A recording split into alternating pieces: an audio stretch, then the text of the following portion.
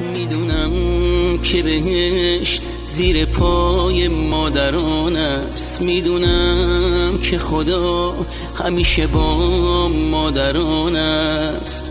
قسمت بودنم و عمرت گذاشتیم مادر، با همه درد و غمم سوختی و ساختی.